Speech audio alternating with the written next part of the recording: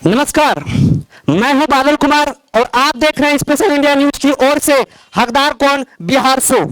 तो आप सभी का इस शो में बहुत बहुत स्वागत है। बिहार के राजनीतिक में यह सवाल हर बार उठता है कि क्या बिहार की जनता को असलियत में सुशासन मिल रही है या फिर भ्रष्टाचार ही बन चुकी है सत्ता का असली पहचान। आज इसी मुद्दे पर होगी इन सभी प्रवक्ताओं एवं राजनीतिक एक्सपर्ट के बीच जोरदार बहस। भ्रष्टाचार या सुशासन, आखिर बिहार की जनता किसके वादों पर करे भरोसा। तो चलिए हमारे साथ जितने भी राजनीतिक एक्सपर्ट एवं हमारे साथ प्रवक्ता जुड़े हैं सभी का परिचय। तो सबसे पहले आप अपना परिचय। मिथिलेश मंडल, जदयू प्रखंड अध्यक्ष। देवकी नंदन सिंह, पूर्व जिला अध्यक्ष, राष्ट्रीय जनता दल मुंगेर, वर्तमान में प्रदेश सचिव बिहार। मैं डॉक्टर रवीश चंद्र, राजनीतिक विश्लेषक। Harimohan Singh, youth voter. इस शो को आगे की ओर लेके जाते हैं। सबसे पहले मेरा जो सवाल है सत्ताधारी दल से, पहला सवाल यानी कि जो सरकार के प्रवक्ता हैं, आपकी सरकार हर बार कहती है कि बिहार में सुशासन है, लेकिन भ्रष्टाचार की शिकायतें लगातार सामने आती है। क्या सुशासन सिर्फ नारा है या हकीकत भी है? देखिए, किसी भी बुराइयों को एकदम जड़ से तुरंत खत्म नहीं हो सकता कोई भी बुराई। सुशासन का जो नारा है वो सुशासन सरकार है और इस सरकार में प्रशासन हो, विधि व्यवस्था हो, जो भी है उसमें सुधार हो रहा है। आप देख लीजिए डाटा उठा के, कभी जब क्राइम हुआ करता था उसके उस समय का 2005 से पहले का और अब 2005 के बाद का देख लीजिए, धीरे धीरे जो है क्राइम में सुधार हो रहा है। हमारे साथ जो राजद के प्रवक्ता हैं, क्या आप इनकी बातों से सहमत हैं? वर्तमान परिवेश में जो भी राजनीतिक माहौल है, बिहार गौतम बुद्ध की धरती है। बिहार एक शांतिपूर्ण वातावरण में रहने की धरती है। इस परिवेश में वर्तमान सरकार जो अपना विकास कर रहे हैं उसमें कोई दुराई नहीं है, लेकिन सरकार के जो आगे चलने वाले, पीछे चलने वाले लोग हैं, पिछलग्गू लोग भ्रष्टाचार को जन्म देते हैं और इस भ्रष्टाचार के क्रम में प्रदेश के जितने भी प्रशासनिक पदाधिकारी हैं सब बेकाबू हो गए हैं। जनता की बात को सुनने के लिए कोई तैयार नहीं है। आप क्या कहेंगे आज के युवा भाई? जैसा कि हम लोग देख रहे हैं कि एक तरह से भ्रष्टाचार की बात करें या फिर वर्तमान भौगोलिक स्थिति जो भी वर्तमान में युवाओं को देखने को मिल रहा है, अगर उस पर हम लोग विश्लेषण कर रहे हैं तो आज से 15 साल 20 साल पहले का स्थिति अगर देखें तो कई सारे जो दंगे होते थे उस दंगे पे क्या एक्शन होता था आप देख सकते हैं। कई सारे जो केस होते थे वो केस पे क्या रिएक्शन हो रहा था। अभी कहीं ना कहीं लोगों में प्रशासन का खौफ है, इस चीज को आप अच्छे से भली भांति आप देख सकते हैं। हाँ, कुछ पॉलिटिकल रीजन से अब लोग जिस तरह से देख, क्योंकि देखिए सारे संगठन को पार्टियां कई सारी होती है, लेकिन सबको अगर मैत्रीपूर्ण तरीके से अगर सामाजिक कार्य को लेकर अगर आगे बढ़ाने का प्रयास किया जाए तो दोषी को शीघ्र से शीघ्र जो है उस पर कार्रवाई भी की जाती है और उस पर पहल भी की जाती है, लेकिन उसमें दोनों पक्ष विपक्ष दोनों को सपोर्ट करना पड़ेगा। लेकिन यहाँ पे हम लोग जैसा कि देख रहे हैं कि कुछ छोटी मोटी चीज जिसको आसानी से जो है सही तरीके से हल किया जा सकता है, लेकिन राजनीतिक मुद्दा बना के और उस पर जो है अपने अपने वोट बैंक बनाने के लिए लोग जो है उसको बहुत बड़े स्तर पर लेकर चले जाते हैं, जिस कारण से समस्या का समाधान जो छोटे स्तर पर हो सकता था उसे बड़ा रूप देकर बहुत ही बड़े स्तर पर लेकर उसको जो दिग्भ्रमित करने का प्रयास किया जाता है। सरकार के जो प्रवक्ता हैं, क्या आप युवा भाई के बातों से सहमत हैं?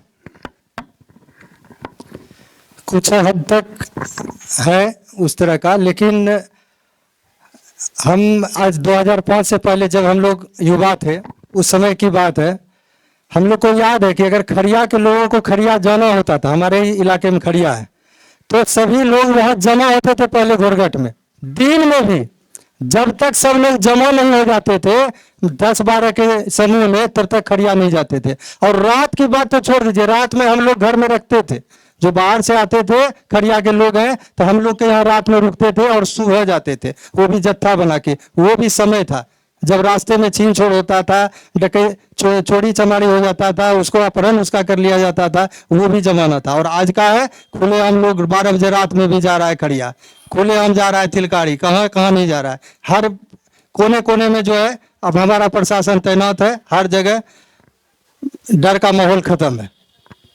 कितनी हद तक जो है सरकार के प्रवक्ता अपनी जवाब को रख सके? ये बात में तो बिल्कुल सच्चाई है। जैसा कि हम लोग देख सकते हैं बिहार की जो स्थिति है, हम लोग लोकल लेवल पे अगर बात करें तो लोकल लेवल पे जैसे हमारा बरियारपुर प्रखंड पड़ता है, बरियारपुर प्रखंड में लोकल लेवल पे बड़ा जो स्टेशन हुआ करता था, मुंगेर जो विधानसभा पड़ता है इसमें कुछ ही चिन्हित गांव है और एक बड़ी आबादी जो है का जुड़ाव जो है बरियारपुर प्रखंड के जो स्टेशन है बरियारपुर स्टेशन से जुड़ा हुआ होता था। रात में लोग वहां पे उतरने से डरते थे। कई सारे अगर 9-10 बज जाता था तो कई सारे जो युवा थे, खास करके महिलाओं की अगर हम लोग बात करें तो रात भर वो या तो सुल्तानगंज में जाके वो रात भर वेट करते थे या फिर रात भर जाकर जमालपुर में वेट करते थे। तो इस बात का बिल्कुल सच्चाई है कि जो है कहीं ना कहीं शासन प्रशासन की बात देखें तो इस मामले में बहुत सुधरा है। आप कुछ अपनी बात रखना चाहेंगे? देखिए, सुशासन की जहाँ तक बात है, एक बार हम ट्रेन से जा रहे थे, हमको जाना था दिल्ली, और हम सफ़र एक्सप्रेस है ना उसमें बैठे हुए थे। जब गाड़ी बरियारपुर पार कर रही थी, बरियारपुर स्टेशन, तो किसी ने कहा देखिए बरियारपुर है, तो किसी ने कह दिया कि यह चोर स्टेशन। अरे बाप, यहाँ रहोगे, मोबाइल अपने पास रखो नहीं तो मोबाइल ले लेगा, बहुत खतरनाक स्टेशन है। तो मैं कहना चाहूँगा कि सुशासन बाबू वैसे तत्वों पर आज तक किसी प्रकार का कोई कार्रवाई नहीं करते हैं, इसलिए अपराधियों का मनोबल बढ़ता जा रहा है और प्रशासनिक कार्रवाई अभी नहीं हो रहा यहाँ। चलिए, मैं अब इस सवाल को यहाँ पर समाप्त करता हूँ क्योंकि हमारे पास और भी सवाल हैं। तो दूसरा सवाल विपक्ष से, आप विपक्ष में रहकर लगातार भ्रष्टाचार के मुद्दे उठाते हैं, लेकिन सत्ता में आने पर आप भी सवालों से बच नहीं पाए हैं। जनता आप पर भरोसा क्यों करे? जब तक हम सत्ता में थे, लालू यादव जी का शासन था, तो एक गरीब का बेटा भी वीडियो के सामने कुर्सी पर बैठता था और उसे क्या कहते हैं, उससे बात करता था। लेकिन अभी अगर किसी अफसर के सामने कोई चला गया तो उसको कुर्सी क्या मिला, खड़ा रहने का भी मौका नहीं दिया जाता है, अपनी बात को सुनने का मौका नहीं दिया जाता है। बात बढ़ेगी तो और कुछ बोलेंगे। सुशासन क्या है? लालू यादव के टाइम में तो सबसे दलित गांव में उनका हेलीकॉप्टर गिरता था और दलित के बच्चे को अपने से स्नान कराते थे। वह था उस समय का लालू जी का शासन।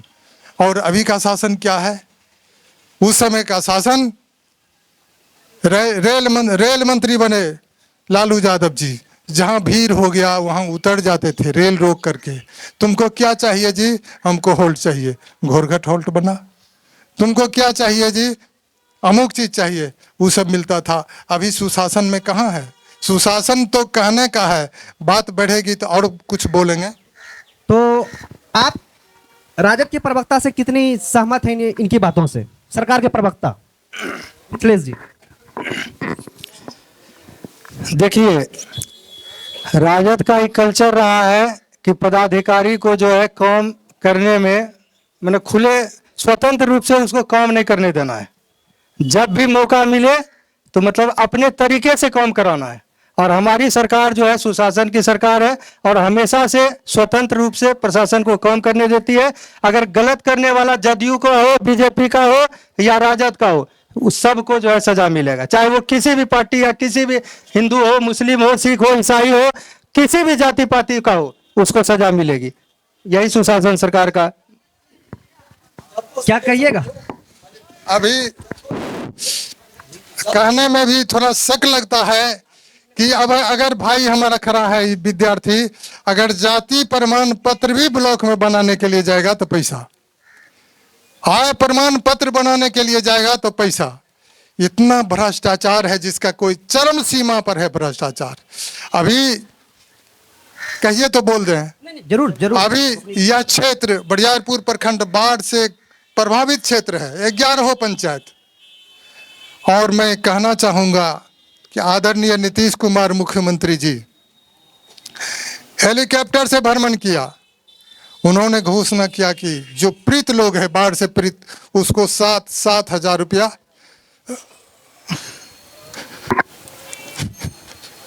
उसके खाते में डालो।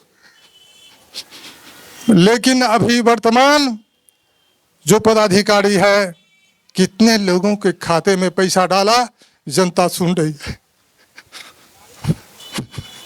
कहने में हमको दूसरी तरह से लग रहा है कि मैं आज भी पदाधिकारी के नजदीक गया, जो दरखास्त लेने वाला था, दरखास्त नहीं लिया, उल्टे यह संदेश दे दिया कि तुम लिस्ट बना के रखे हुए था, तुम पर FIR करेंगे क्योंकि तुम 7,000 रुपया मांग रहे हो। हमने जिला पदाधिकारी को जाकर के कहा, जिला पदाधिकारी एक्शन लिए।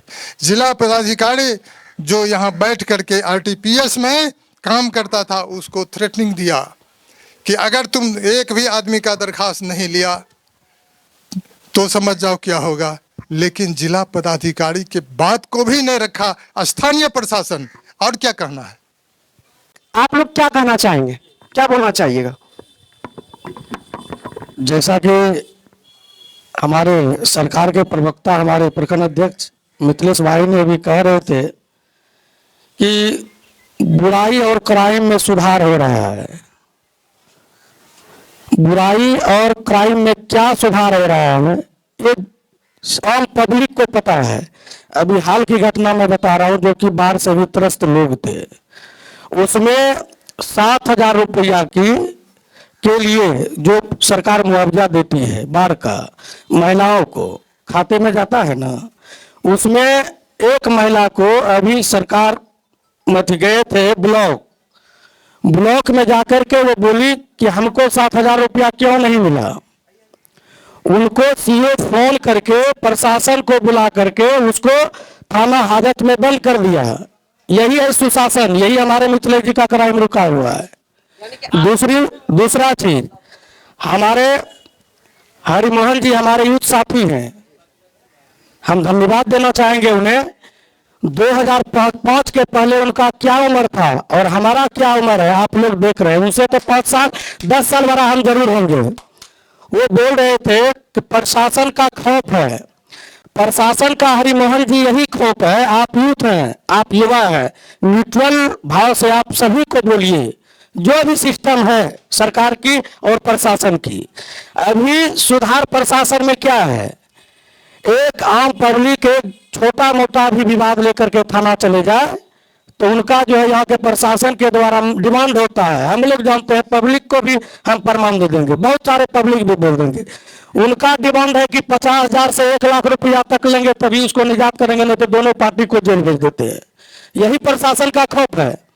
और जो पार्टी के लोग, सामाजिक कार्यकर्ता लोग जाते हैं प्रशासन से बात करने के लिए कि भाई दोनों गरीब आदमी है, दोनों को सर मिला दीजिए, यदि वाद विवाद छोटा मोटा हुआ है इसको यहीं से सर सटा दिया जाए। वो क्या करते हैं, जो दोषी है उसको सजा मिलना चाहिए, कि जो निर्दोष है उसको सजा मिलना चाहिए। दोषी को भी दे देते हैं, हम निर्दोष को भी केस करके जेल में भेज देते हैं।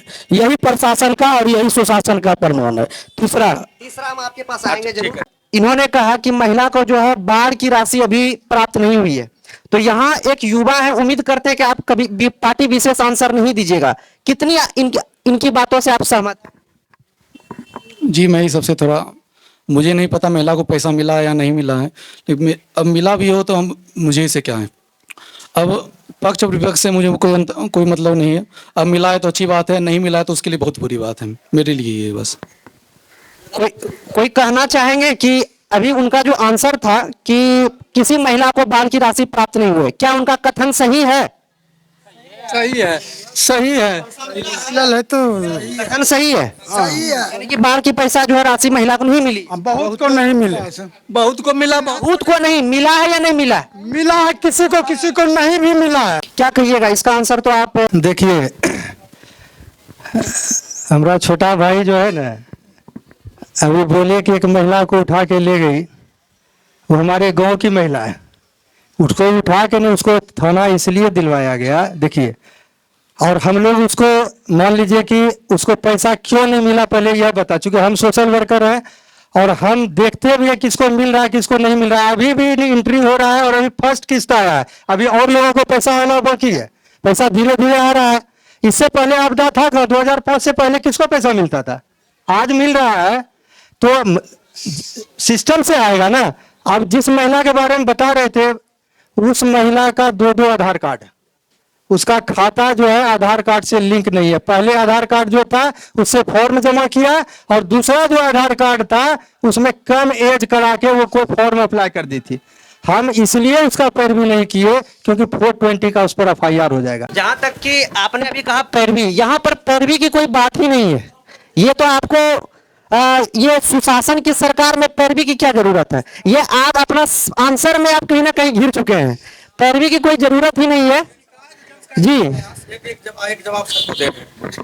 हमारे सरकार के जो प्रवक्ता है हमारे भाई मिथिलेश जी, इनका पास भी हम जो है एक मामला दिए थे, हाँ, समय को ध्यान में रखते हुए। ये देख लीजिए मोबाइल है, इसमें हमारे समाज की जो गरीब महिला है उनका देख लीजिए, पहले हस्तांतरित बुलाया मैसेज कि 7,000 रुपया भेजा जाएगा, दूसरा मैसेज आ गया कि आपके खाते में 7,000 रुपया बाढ़ की राशि, सहायता राशि आपके खाते में भेज दी गई। जो कि यह मैसेज अभी देख लीजिए इन्हीं के मोबाइल पर व्हाट्सएप है, हमने व्हाट्सएप करके भेजा है भाई को कि भैया थोड़ा ये मामला है, इसको देख लीजिए। अभी तक कोई कार्रवाई, लेकिन जो आधार कार्ड भी रखना तो नियम ये नहीं है। ये नियम नहीं है, उसका मैं बात नहीं बोल रहा हूँ। अभी दूसरा है जो कि इनके खाते पर जो है मोबाइल पर हमने व्हाट्सएप किया, ये महिला के मोबाइल में मैसेज आ रहा है कि आपके खाते में पैसा चला गया, लेकिन वह पैसा उनके खाते में नहीं गया है। ये भाजपा के प्रखंड अध्यक्ष, उनको भी मैंने मैसेज किया है, हमारे साथी मिथिलेश जी हैं, सरकार में भी हैं, इनको मैसेज मैंने किया है, मुकेश यादव जी को किया है जो कि हमारे आरजेडी के विधानसभा के पूर्व प्रत्याशी हैं, लेकिन अभी तक इसमें कोई कार्रवाई नहीं हुआ है। आपने बोला कि 50% को राशि मिली है, हाँ, जनता बोल रही है, लेकिन हम दावे के साथ कहते हैं कि 75% को महिला के, जनता के भी, जितने भी पब्लिक लोग हैं हमारे इस समाज में, हर पंचायत का मैं बात बोल रहा हूं कि 70% के खाते में पैसा अभी तक नहीं गया है, जो कि उनको मुआवजा मिलना चाहिए। सरकार इसमें क्यों देरी करे, इसको तो जवाब देना चाहिए प्रवक्ता को। इसका जवाब हम चाहेंगे। प्रखंड प्रवक्ता और विश्व सूत्री सदस्य हैं। तो मनोज जी, आपने इनका आंसर कहीं ना कहीं सुना, इससे थोड़ा सा मार्गदर्शन करें। मैं सीधी सी बात कहना चाहता हूं, यह कोई मुद्दा ही नहीं है, मुद्दा विहीन चर्चा हो रही है अभी। क्यों, इसका चर्चा को समझिए। हमारी सरकार जो है हर गरीब के घर तक पहुंचना चाहती है, हर गरीब का फॉर्म लिया जा रहा है, और अभी आप इस बात को समझिए, रेगुलर इस चीज़ को जमा किया जा रहा है। अगर जिस महिला को के बारे में बोल रहे हैं नहीं मिला, ठीक है, थोड़े है कि उसको घुरा दिया गया। सरकार क्या कहती है, नीतीश कुमार पहले ऐसे व्यक्ति हैं बिहार के कि उन्होंने क्या कहा था, 2005 में कहा था कि पहला हक आपदा पर जनता का है, वैसे जनता का जो इससे ग्रसित हैं। तो फिर बात सवाल कहाँ रह गई कि उनको दिया नहीं जा रहा है या लिया नहीं जा रहा है उनका फॉर्म। आज भी आप जा सकते हैं प्रखंड में, लगातार कंटिन्यू उस चीज को ध्यान में रखा जा रहा है। कल भी एसडीओ इस चीज को कह के गए हैं, डीएम भी कह के गए। ठीक है, कुछ छोटे पदाधिकारी गलत सलत बातों को रखते हैं, इसलिए रखते हैं कि 2000 ले रहा है, 3000 ले रहा है, वार्ड ले रहा है, वार्ड के माध्यम से जा रहे हैं, तो जनता में भी तो कमी है ना।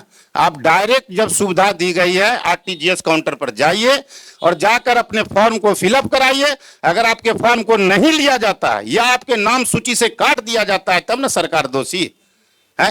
पन्नी हर घर तक दिया गया, जो भी सुविधा हो सकती है एक पारिवारिक सूची के आधार पर देने का कार्य होता है, ना कि प्रत्येक व्यक्ति को दिया जाता है।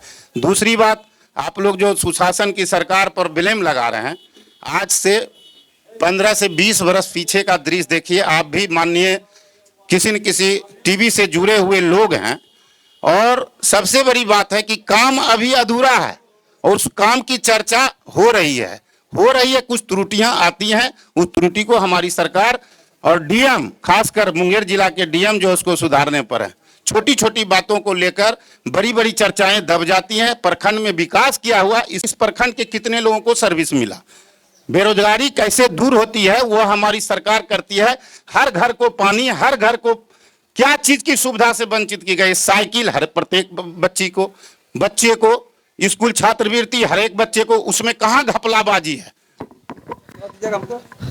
हम आपके पास आ रहे हैं, उससे पहले एक सवाल एक्सपर्ट से, जो कि ये शो का तीसरा सवाल है। बिहार की राजनीतिक में भ्रष्टाचार बनाम सुशासन का मुद्दा हमेशा छाया रहता है, हकीकत में हालात कहां खड़े हैं?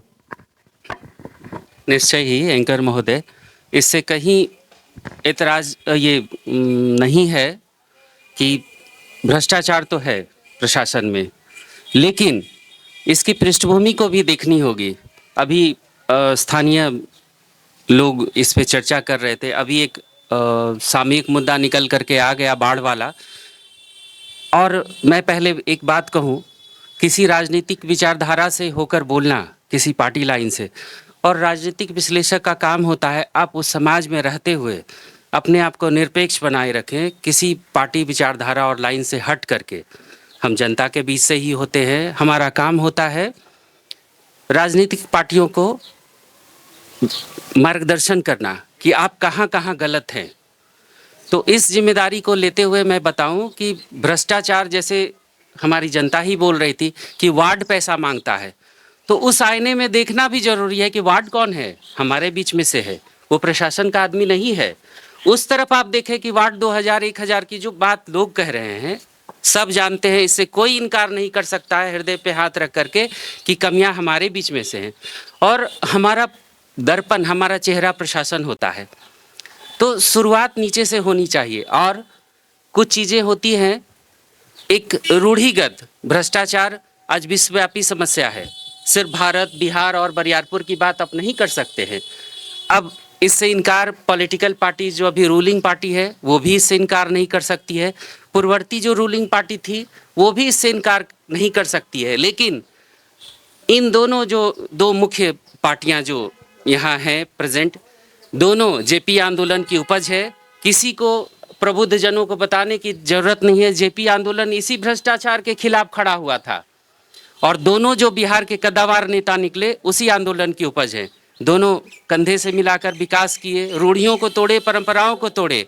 ठीक है, विचारधाराएं अलग हो गई। मैं लौटूं मुद्दे पे। बात इन दोनों पार्टियों को, और एक राजनीतिक विश्लेषक के तौर पे कुछ सक्रिय राजनीतिक कार्यकर्ता हैं, हमारे युवा वोटर्स हैं, सबकी महती जिम्मेवारी है कि हम काम किसके लिए कर रहे हैं। तो निश्चय ही एक ही सवाल आएगा और एक ही जवाब होना चाहिए कि हम जनता के लिए काम करते हैं। ये पार्टियां, रूलिंग पार्टियां या मैं खड़ा हूं, मैं इन्हें दिखाने का, प्रशस्त करने का कोशिश करता हूं क्योंकि मैं जनता के बीच में हूं, उनके दुख को, उनकी तकलीफ़ों को देख रहा हूं। और कबीर जी ने कहा है, आप सब जानते हैं, निंदक नियरे राखिए। तो मैं भी सारी पॉलिटिकल पार्टीज़ को कहीं भी डिबेट में बोलता हूं कि हमारी ज़रूरत सबसे ज़्यादा आपको है। निश्चित आपने वो टैग लाइन सुनी होगी, निंदक नियरे राखिए आंगन कोटी छवाए वाली बात। तो अब मैं लौटूं, यहाँ पे एक डिबेट चल रही थी बाढ़ विक्टिम्स वाली। यहाँ पे एक ज़रूरत है, क्या सच में सभी को ज़रूरत है? मैंने देखा है पन्नी के लिए, छोटी सी प्लास्टिक सीट के लिए ऐसे प्रबुद्ध लोगों को जिनको कोई ज़रूरत नहीं है, जो ज़रूरतमंद है उनको ज़रूरत है, वो पैरवी करा करके ले रहे हैं। और देखिए, बाढ़ पूरे ब्लॉक की समस्या थी, 101 पंचायत है बरियारपुर ब्लॉक में। तो अब यहाँ पे देखना था जो सचमुच हैव नॉट्स हैं, सॉरी 101 गांव, गलती हो गई जी जी, मैं इरेज कर लूँ, यहाँ पे अपनी बात को सुधार लूँ। मैं बोलना चाह रहा था, धन्यवाद आपका सुधार के लिए।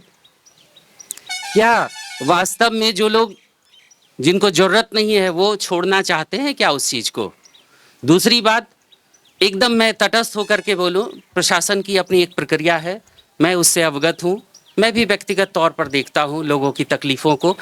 सच में डाटा एंट्री का काम चल रहा है, लेकिन एक बात आप जाने, इन लोगों ने, इस सज्जन ने एक बात उठाई किसी प्रॉपर महिला का देकर, लेकिन वहाँ क्या है आप सब लोगों को मालूम है, इस तथ्य को अनदेखा करते हैं। सरकार ने भ्रष्टाचार को रोकने के लिए आपके आधार कार्ड को और राशन कार्ड को आपस में जोड़ दिया है। तो महिलाओं को देना है, सारी महिलाओं के पास राशन कार्ड है। तो जहाँ पर एक चीज़ और है, आप देखते हैं कि हाँ पैसे का भुगतान हो गया, लेकिन आधार बेस्ड पेमेंट किसी किसी खाते पे चल जा सकता है।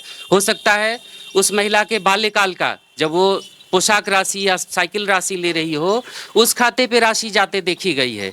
यहाँ वो परेशान है कि हमारे खाते में राशि नहीं गई। मैं बिल्कुल तटस्थ, मैं राजनीतिक दल की पैरवी नहीं कर रहा हूँ, तटस्थ भाव से बोल रहा हूँ। मैंने देखा है, लोगों की मदद की है ढूंढने में कि वो राशि उसके मायके में चली गई थी, उसके खाते पे। तो प्रशासन और भ्रष्टाचार को जितना भी कहें, हम सब की महती जिम्मेवारी है कि इस ओर ध्यान दें और सक्रिय तौर पे सहयोग करें, तभी भ्रष्टाचार मिट पाएगा। सिर्फ दोष देना काफ़ी नहीं है। धन्यवाद। एक हमारे युवा भाई हैं, शायद लालटेन छापे, तो उम्मीद करते हैं ये राजद से ही होंगे। ये तभी से जो है बोल रहे हैं कि हमें भी माइक दीजिए, हमें भी बोलना है कि जी वाकई बोलने का तो सभी को हक है। करके इनका बात सुनते हैं हम लोग, क्या कहना चाहिए। हमारे मनोज बाबू हैं, हमारे बड़े भाई के समान हैं, चौधयुग प्रवक्ता है प्रखंड का। मैं इनका स्वागत करता हूं। और अभी मनोज बाबू बोले, मनोज भैया बोले और बाबू बोले, और सम्मान करता हूं इनका। अभी बोले थे कि हमारे नीतीश बाबू युवाओं को नौकरी दिया। ये मनोज बाबू पता होनी चाहिए ये किसका घोषणा है। हमारे तेजस्वी यादव की घोषणा है। जब 17 महीना की सरकार बनी तो हमरा युवाओं को नौकरी देने का काम तेजस्वी यादव ने किया। और ये बताइए कि 77 बड़ा होता है कि 43 बड़ा होता है। जब हम 43 सीट में रहा है राजद का, जदयू के 43 सीट है, तो नौकरी मैं देने का काम किया, क्योंकि मेरे साथ बहुमत है। ठीक ना। और जहां तक बात बोली बाढ़ पीड़ित का, ठीक ना, हमारे नेता मुकेश जी हैं, मुकेश यादव, जहां भी डूबते हैं, ठीक ना, वहां पे जाकर के जो कोई गरीब लोग देखते हैं कि गरीब लोग हैं, उसको 5,000 देने का काम किया। झुआ घर में पता कीजिए, वहां पे लोग कुछ डूब गए थे गरीब लोग, उसको जाकर के मिले। और आपका विधायक जो जीता हुआ प्रणव जी, वो एक बार ने जनता से मिलते हैं, वो जीत करके मुंगेर में सोए हुए हैं। बड़े सब पुराना संबंध है मुकेश भैया से। और ये बताइए सर, मेरी माँ अगले बार बाढ़ में डूब चुकी थी। सॉरी, मेरी माँ मर चुकी थी अगले बार में। मेरी माँ अगले बार में मर चुकी थी। पूछिए भैया को, निमंत्रण भी दिए थे क्या मित्र भैया, भोज खाने के लिए गया। अगले बार भी मेरे घर में एक भी जब प्रशासन निकाल देगा मेरे 7,000 रुपया, मेरा गाँव जो मेरा घर है झुआ बिहार गंगा के पार है, वहां डूब जाता है पूरे गांव। और जाकर के देखिएगा, जब जांच कीजिएगा तो गांव में पानी मिलेगा इतना। एक भी मेरे घर परिवार में एक बार 7,000 नहीं मिला। और हमारे प्रखंड अध्यक्ष महोदय को बोले कि भैया आपका प्रशासन वीडियो साहब फोन करते हैं कि उठा के थाना में बंद कीजिए इसको। पूछे फोन करते हैं। मिथिलेश जी अभी बोले राजा पकड़ लेगा पुलिस, आ जाओ। हम बराबू को धन्यवाद करते हैं, बराबू को हम धन्यवाद करते हैं, स्वागत करते हैं, बाढ़ पीड़ित को मदद करते हैं। वो हम ये भी बात बोल, बाढ़ पीड़ित को मदद करते हैं कि नहीं मिलनी चाहिए। वीडियो साहब को, सीओ मैडम को फोन कर। बात तीसरी, जब बोले रेलवे की बात बोली सर बोले ना रेलवे की बात। हाँ, एक्सपर्ट वहां से यूथ लोग बोले। हाँ, यूथ लोग को बताना चाहते हैं कि जो ऋषि कुंड हॉल्ट है, किसका देने का काम किया है, कौन देने का काम किया है? हमारे लालू जी ने। भोरगट में देने का काम किसने किया है? लालू। लोग जितना बड़ा कर ले अपना को, बोले लालू जी जब चलते हैं रोड से, जब देखते हैं जनता की भीड़ है, वहाँ रुकने का काम करते हैं। मेरा यहाँ पर जेडीयू के भी विसूत्री के प्रवक्ता मौजूद हैं, देखते हैं आपकी विचारधारा से इनकी विचारधारा कितनी मिलती जुलती है। मैं फिर से एक बात यही दोहराऊंगा, आप लोग एंकर साहब हैं, आप संपादक महोदय जो भी हैं, और हमारे वरिष्ठ राजद के देवकी नंदन बाबू हैं, और हमारे प्रखंड के प्रखंड अध्यक्ष विसूत्री उपाध्यक्ष हमारे युवा हैं, ये लोग भी हमारे साथी हैं।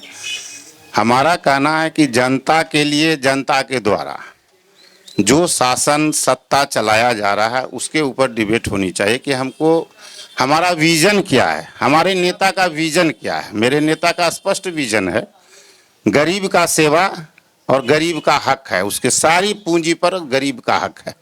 आज आप देखें अगर किस तरह से गरीबी मिटाई जाती है, ये नीतीश कुमार का विजन है और उसको उन्होंने जमीन पे दिखाया है। पहली बात। दूसरी बात, आपदा का सवाल कोई लोग करते हैं, उसको भी दूर कर दिया जाएगा। समय थोड़ा लगेगा, आप निश्चिंत रहिए, मैं आश्वस्त करता हूं कि उस चीज को भी पूरा किया जाएगा। और प्रशासन अगर थोड़ा सिस्टम से गलत कार्य कर रहा है तो उसको भी सुधारा जा सकता है, क्योंकि कार्य उन्हीं से लिया जाएगा। तीसरी बात है कि हम लोग लगातार, और हमारी सरकार, हमारे नीतीश कुमार जी और हमारे नेता, सारे नेता दिन रात लगे हुए हैं कि कैसे हम उसको पूरा करें, अपने क्षेत्र के हर विकास को पूरा करें। तो हम लोग तो विकास के साथ चलना चाहते हैं, और हमारा नेता का नाम भी है विकास पुरुष। कर्तव्यनिष्ठता से, सफाई से काम करते हैं, न किसी परिवार के लोगों को उन्होंने अपनी जगह स्थान दिया।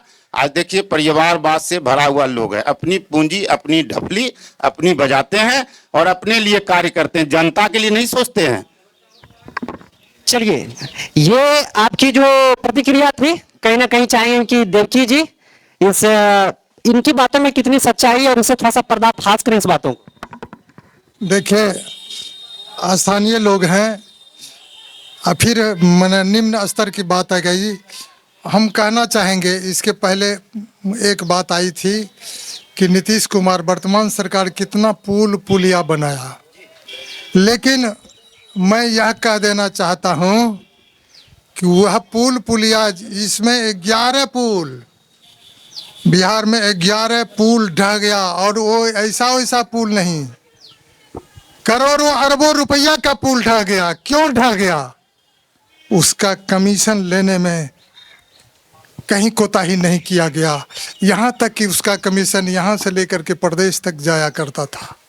जब कमीशन देगा, क्या कहते हैं, जो कंपनी है, तो कंपनी मसाला देने में कोताही करेगा, तो क्यों नहीं पुल गिरेगा? क्या आज तक उस कंपनी पर वर्तमान सरकार कोई कार्रवाई किया? क्यों नहीं किया? सरकार के प्रवक्ता क्यों नहीं किया? कार्रवाई तो हो ही रही है। जहाँ पुल गिरा उसका जो है लाइसेंस रद्द किया गया, कार्रवाई कैसे नहीं हुई? क्या कहिएगा, लाइसेंस रद्द किया गया, ये सरकार पर प्रवक्ता का आपका कहना है कि धरातल पर नहीं हुई है, यानी कि ये सिर्फ जो है प्रमाण दिए जाते हैं, ये सिर्फ विज्ञापनों में और अखबारों। आज का लास्ट सवाल युवा समाज सेवी से। युवा कहते हैं नौकरी नहीं है, सिस्टम में रिश्वत के बिना काम नहीं होता। आपके हिसाब से सुशासन का नारा जमीनी स्तर पर कितना सच है? अभी जो सब सवाल हम लोग से किया गया, जो सवाल जो भी यहाँ पे रखा गया था कि भ्रष्टाचार और सुशासन का जो अभी सवाल किया गया था, तो जैसा कि हम लोग देखते हैं भ्रष्टाचार हर जगह पे पूरे देश में ये व्याप्त है और कोई इसकी गारंटी नहीं ले सकता कि मैं इसको जड़ से खत्म कर दूंगा।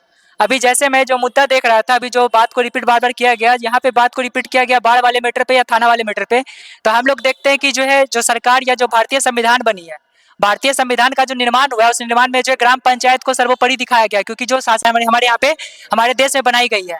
तो हम लोग सारे जितने भी यहाँ पे वोटर्स हैं, मैं उनसे ये सवाल करना चाहूंगा कि हम लोग आरोप प्रत्यारोप तो एक दूसरे पर लगाते हैं। दूसरी की सरकार बनती है तो जो विपक्ष में होता है उनका आरोप होता है, उनकी सरकार बनती है तो दूसरे का आरोप होता है।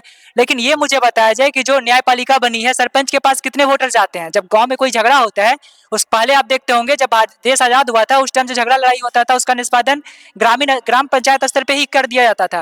लेकिन आज हर छोटे छोटे बातों को जो हमारे नेता हैं, क्योंकि आजकल क्या है ना, बहुत लोगों को नेता बनने का शौक जगा हुआ है, इस कारण से क्या करते हैं, मैंने पहले भी इस बात को रिपीट किया था कि जो छोटा छोटा मुद्दा होता है उसको छोटे स्तर पे भी निष्पादित किया जा सकता है, लेकिन वो बिना सरपंच के, बिना मुखिया के पास गए वो डायरेक्ट मुद्दा को लेकर चले आते हैं थाना के पास ले आने के बाद जो वहाँ पे भी थिंक प्रवृत्त करने का काम किया जाता है। कुछ पॉलिटिकल लीडर उसको तूल देते हैं और इसके कारण जो बात को और आगे बढ़ाया जा सकता है। तो कहीं ना कहीं हम लोग देखते हैं कि इस चीज को भटकाव किया जाता है।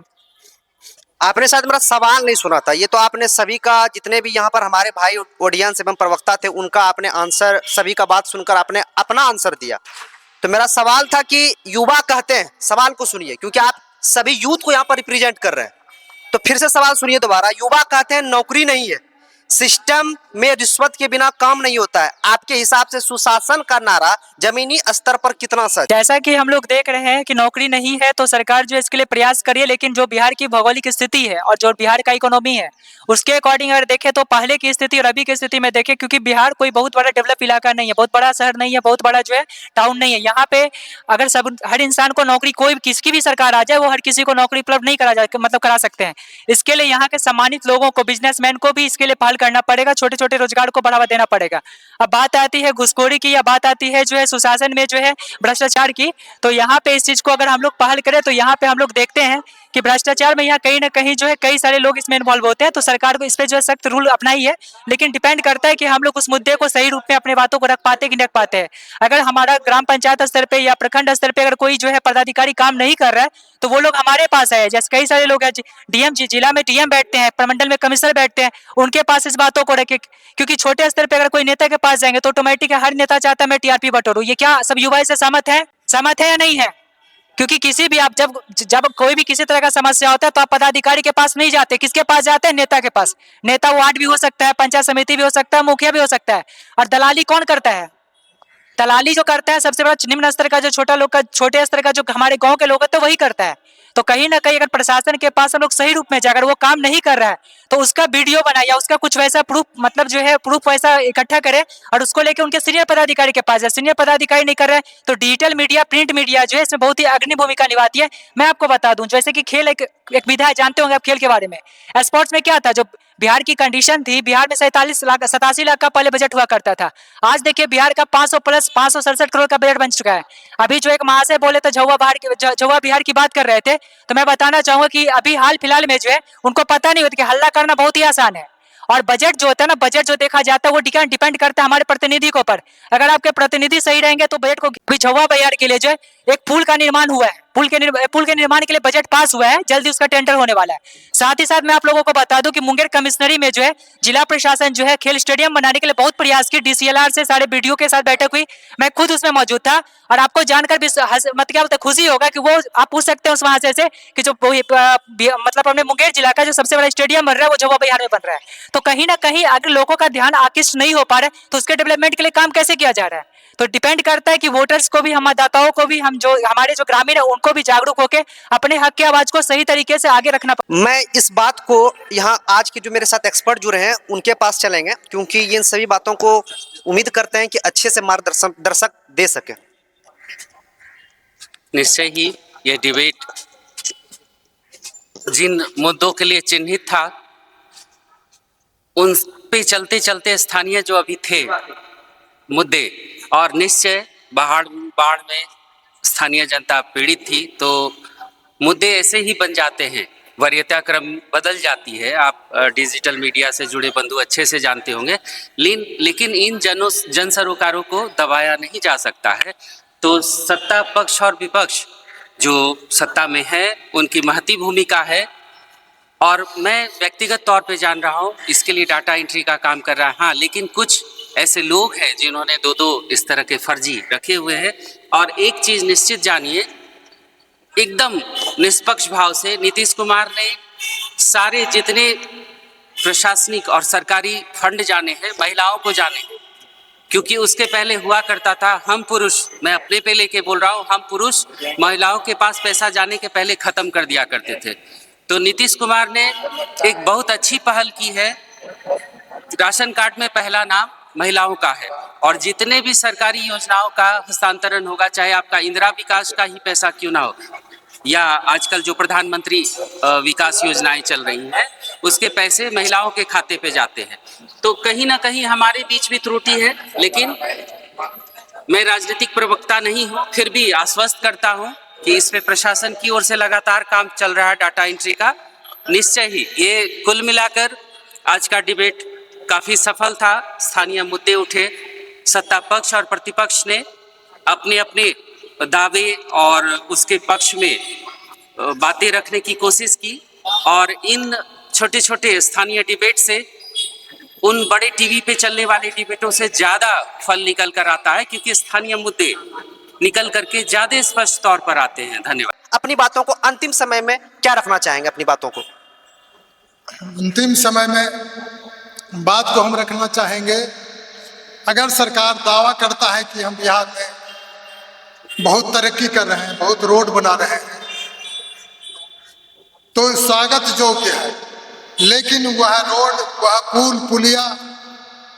पुलिया ठीक से बने, रोड ठीक से बने। अगर इंदिरा आवास, प्रधानमंत्री आवास ही मिल रहा है, वह दलालों के द्वारा कितना पैसा मिलता है, जो लाभान्वित लोग हैं उस पर भी ध्यान दिया जाए। तो आप फिर खोजिएगा कि मकान गिर गया, इंदिरा आवास नया बना गिर गया, यह सुशासन का कहीं न कहीं गलती है और इसमें सुशासन के लोग ही दलाल हैं, दूसरा कोई दलाल नहीं है। चाहे वह बाढ़ का पैसा हो, चाहे जो हो, सुशासन का दलाल दलाली करता है और वही सब कुछ करता है, इसमें कोई दूरा नहीं। क्या कहिएगा? मेरा नाम परवेश कुमार सिंह है, मैं यहाँ का स्थानीय निवासी हूँ। देखिए, सबसे पहले मैं ये कहना चाहूंगा कि सुशासन नाम किसने दिया? जनता ने और मीडिया। जब कुछ हुआ होगा सुशासन बाबू श्री नीतीश बाबू के आने के पहले कुछ जरूर ऐसा हुआ है जो कि जनता ने इनका नाम इनके काम के द्वारा जो है दिया कि सुशासन बाबू है। जैसे रीगा मिल बंद हो गया, चीनी मिल बंद कब हुआ, जूट मिल बंद कब हुआ, गन्ना मिल बंद कब हुआ, पेपर मिल बंद कब हुआ, दर्जनों जो है चावल मिल कब बंद हुआ। तो ये सब है, क्योंकि समय कम है तो हम संक्षेप में बोल रहे हैं। तो ये सब है, हम लोग कहाँ अटके हुए हैं? पार और राहत में। आज हमारे ये युवा, कोई भाई है, कोई चाचा है, कोई बेटा है, यहाँ खड़े हैं। हमारे जैसा, आपके जैसा ही वहाँ कोई कर्मचारी बैठा है, उसको वक्त दीजिए। वो भी 8 घंटा 10 घंटा या 12 घंटा काम करता है, कितने आदमी का अपलोड करता होगा? एक दूसरा चीज, किसी का आधार से जो है अकाउंट लिंक नहीं है, किसी का आधार से मोबाइल लिंक नहीं है, किसी का 4 खाता है, किसी का डेट, उसमें जो डेट ऑफ बर्थ गलत है। ये सब कारण से किसी न किसी को पैसा नहीं आ रहा है। और यहाँ जो हमारे अध्यक्ष महोदय हैं जदयू के, बोले भाई पैसा सबको मिलेगा, हम लोग प्रयासरत हैं। ये बहुत ही स्वागत योग्य बात है, पहल योग्य बात है। और रह गया बात कि जैसे विकास का, अभी देखिए भारत का दूसरा पानी की कॉलेज हमारे सांसद, मुंगेर सांसद ललन के स्कूल कितना बढ़िया बन रहा है, आज लाइट में सुधार है, तो धीरे धीरे हो रहा है। और माननीय हमारे मुख्यमंत्री जो है, राजद का प्रवक्ता सुनेंगे फिर आपका सुनेंगे, क्या कहना है? विश्वविद्यालय की स्थापना हुई, किसके कारण हुआ? ऋषि कुंड को, सीता कुंड को, चंडी स्थान को, खड़गपुर के झील को पर्यटक का दर्जा किसने दिलवाया? संघर्ष किया राष्ट्रीय जनता दल ने। दिया आपने, लेकिन ऐसे नहीं दिया। संघर्ष किया राष्ट्रीय जनता दल, उसके बाद आपने दिया है। और ऐसे मंगनी में आप भीख नहीं दे दिए हैं। आपने कहा था, आपने कहा था, सुनिए, आपने कहा था खड़गपुर के सभा में कि गली कुची को हम पर माने विकास मेडिकल कॉलेज फलना देंगे। लेकिन समझना चाहिए आदरणीयों को, समझना चाहिए आदरणीयों को कि यह मुंगेर की धरती पर पूरे दुनिया के लोग आते हैं, केवल भारत के लोग नहीं। और उसको आपने गली कुछ एयरपोर्ट जो नवीन कुमार का है, नवीन कुमार बोले सब कुछ आप ले लिया और केवल एयरपोर्ट का दर्जा नहीं, आपने सवाल नहीं उठाया। तो उसके लिए भी संघर्ष किए। नवीन कुमार प्रशासन इसको भेजा और वह एयरपोर्ट बनेगा। प्रशासन का देन नहीं है, राष्ट्रीय जनता दल के संघर्ष के देन। क्या कहना इस पर? देखिए, विपक्ष का काम है मांग उठाना और सत्ता पक्ष का काम है उसको पूरा करना। तो हम फिर से जो है आदरणीय नीतीश बाबू को धन्यवाद देते हैं। वो विकास पुरुष हैं, इनको आप कहीं से भी नहीं काट सकते हैं। इनके ऊपर किसी भी प्रकार का दाग नहीं, किसी भी प्रकार के घोटाले का दाग नहीं है। और रह गई बात कि ऋषि कुंड का या मुंगेर का एयरपोर्ट का या सुल्तानगंज में जो अंतर्राष्ट्रीय हवाई अड्डा बनेगा, ये सब एनडीए का देन है। आपने 17 महीना जो है आप बोले कि सरकार में रहे, सरकार में आप रहे, लेकिन मुख्यमंत्री कौन थे? आदरणीय नीतीश बाबू। तो नीतीश बाबू कहीं से भी उनको जो है आप ये नहीं कह सकते कि वो सुशासन बाबू नहीं है, सुशासन बाबू है। और रह गया बाढ़ राहत में बोल रहे हैं कि पैसा लेता है, तो अन्याय करने वाला जितना दोषी नहीं है, अन्याय करने आप तुम अपने बाप घर से पैसा दोगे, नौकरी जो देंगे बहाली करेंगे। तो तेजस्वी जी जब आए तो उन्होंने साबित कर दिया कि वो अपने बाप घर से देते हैं कि सरकार के बाप के घर से पैसा देते हैं। वो आए तब बहाली हुआ, तब से बहाली हुआ है, नहीं तो 17 साल में कहाँ थे? केंद्र में बहाली क्या हो रहा है? प्रधानमंत्री जब नरेंद्र मोदी जी बने थे, जब नीतीश कुमार उनके साथ में, कहाँ था बहाली? दूसरी बात, हमारे साथी बोल रहे थे, युद्ध साथी हमारे बोल रहे थे, वो भी सरकार के समर्थित बात बोल रहे हैं। हम उन्हें भी उनको भी हम कहना चाहेंगे उनसे, आप अभी बोल रहे थे कि दिव्यांग वाला यूडीआईडी कार्ड आप बनवाए थे, आपका बहुत बड़ा सहयोग था, आपने हुजूम भी लगवाए थे ब्लॉक में, उसमें मैं भी हूँ। यूडीआईडी कार्ड सारा चीज करने के बावजूद, लोगों को कराने के बावजूद भी मेरा अभी तक नहीं है। आप कितने निशक्त, जितने भी विकलांग हैं, आप जवाब सुन लीजिए इसका, आपने जो बोला आप हमको जवाब दीजिए। जानकारी के लिए मैं आपको बताना चाहूंगा कि जितने भी लोगों का यूडीआईडी कार्ड जिनका भी अप्लाई हम लोग कराए थे प्रत्येक 9 प्रखंड में जा जाकर, उसमें से पहला ये केस आज तक तो मुझे कोई कंप्लेंट मिला है नहीं, पहला केस आपका है। और मैं आपको जानकारी के लिए बता दूं कि मुद्दा और भटकाव ये 2 अलग बातें होती है। अभी मैं आपको बता दूं कि मुंगेर जिला में 4000 प्लस में दिव्यांगों का खेल होने आप और उसमें जाते हैं तो आपको सशक्त बनाया जाएगा। तो आपका कमिटमेंट क्या आया कि मैं तो खुद पैसा बांटता हूँ, तो ये जब आपका टोन होगा तो फिर आपको कोई आपसे कैसे बात करेगा, क्योंकि अब यूडीआईडी कार्ड क्या बात करते हैं, मैंने 5000 प्लस लोगों का यूडीआईडी कार्ड बनाया और अभी भी हमारा आज तारापुर संगनापुर में कैंप चल रहा था, आप जाके पता कर सकते हैं। तो अगर आपको किसी तरह का दिक्कत आ रहा है, आप हमको पहले से जान रहे, जानने के बावजूद आप मुझसे कांटेक्ट नहीं किए, आप कितने बार आवेदन किसको दिया, अगर आपका नहीं बना आपने कंप्लेंट किसके पास किया? हम आपको सारा प्रमाण दे देंगे, हम आपको सारा प्रमाण देंगे। जितने भी दिव्यांग हैं वो क्षेत्र में आते हैं, हर घर में जाते हैं, लोगों की समस्या को सुनते हैं। अभी जो तस्वीर तस्वीर का जो घोषणा है, हम जो लेकर चल रहे हैं पार्टी के, हम पार्टी प्रधान महासचिव हैं, उसमें उनका तेजस्वी होते उनको किसी पॉलिटिकल पार्टी ने रिस्पांस नहीं देते थे, लेकिन हम लोगों ने जब पीडब्ल्यूडी का निर्माण ऑल इंडिया में किया, हम लोगों ने किस मेमोरियल और बापू सागर में दिव्यांग महासम्मेलन कराया। और मैं आपको जानकारी के लिए बता दूं, जिस आप तेजस्वी जी की बात कर रहे हो या जिनकी भी बात करो, मैं किसी का ना समर्थक हूं ना मैं किसी का विरोधी हूं, लेकिन जब वहां पे तेजस्वी यादव जी भी आते थे, चिराग पासवान जी भी आते थे, हर जितने भी बिहार के बड़े पॉलिटिकल लीडर सब वहां पे आते थे। और जब उनकी सरकार नहीं थी तो वहां पे आने के बाद वो क्या कहते थे कि मैं आप लोग मुझे समर्थन दो। सरकारी डाटा के अनुसार मैं बता दूं बिहार में 40 लाख प्लस दिव्यांग हैं, जो सरकारी रिकॉर्ड में है, मैं वो चीज नहीं कर, सरकारी डाटा में है। जब वो आते थे तो वो कहते थे कि मेरी सरकार बनेगी तो मैं 1000 पेंशन करूंगा। मैं आपको जानकारी के बता दूं, वो दिव्यांग महासम्मेलन में हर साल कहते थे मैं 1000 दिव्यांग पेंशन कर दूंगा। अच्छा, वो सरकार में आए और हमारे जब प्रतिनिधि उनसे मिलने के लिए गए, उन्होंने बिहार का सबसे बड़ा पार्टी, जैसे आपने दिव्यांग के टॉपिक को छेड़ा है तो मैं आपको बता दूं, जैसा कि लोकसभा, विधानसभा, ग्राम पंचायत, हर जितने भी इलेक्शन होते हैं, हर इलेक्शन में दिव्यांगों के लिए 4% आरक्षण का प्रावधान है, लेकिन बिहार के पॉलिटिकल लीडर ने इसे अब तक लागू नहीं किया। मैंने इसके लिए जिला परिषद का इलेक्शन भी फाइट किया था और मैंने इसके लिए आवाज भी उठाया था, आप लोगों को जानकारी होगा। मैंने दिव्यांगजन आयोग में मैंने इसके लिए केस भी किया था, लेकिन उसके बाद क्या हुआ कि जब हमारे जो राज्य आयुक्त आए और जब वहां पे तेजस्वी जी आए तो वो वहां पे बोल रहे थे कि मेरी सरकार बनेगी। उन्होंने दिव्यांगों की सहानुभूति को बटोरने के लिए क्या किए, जब वो सरकार में नहीं थे, गठबंधन उनकी जदयू के साथ हुई, तो बिहार का पहला वो जो है दिव्यांग प्रकोष्ठ बना, मतलब हर पॉलिटिकल पार्टी ने दिव्यांगों को रुझाने के लिए, उनको मतलब क्या बोलते हैं, अपने आप से सहानुभूति बटोरने के लिए उन्होंने बिहार का पहला पॉलिटिकल पार्टी है आरजेडी, जिसने जो है दिव्यांग आयोग क्या बोलते हैं दिव्यांग प्रकोष्ठ का गठन किया। गठन करने के बाद जो दिव्यांग के जितने भी, क्योंकि ऑटोमेटिक है, जब आपको सम्मान कोई देगा तो आप उनको उनके पीछे एक सैनिक की तरह, एक विश्वासी लोगों की तरह आप उनको सपोर्ट करेंगे। सारे दिव्यांगों ने उनको सपोर्ट किया और मैं उसके प्रतिनिधि के तौर पे मैं कहना चाहूंगा, मैं किसी पॉलिटिकल पार्टी से मैं, जबकि आरजेडी ने जो पार्टी बनाया था, मैं आपको जाकर बता दूं, मैंने उसे ज्वाइन नहीं किया, मैंने दिव्यांग प्रकोष्ठ को भी ज्वाइन नहीं किया। लेकिन क्या हुआ, जब उसी दिव्यांग प्रकोष्ठ को देखकर, जब बापू सभागार को अपने लाइफ में ना तेजस्वी जी आज तक उतने दिव्यांग को देखे होंगे, ना ही बिहार के कोई पदाधिकारी देखे होंगे, आधा गांधी मैदान दिव्यांगों से भर गया था।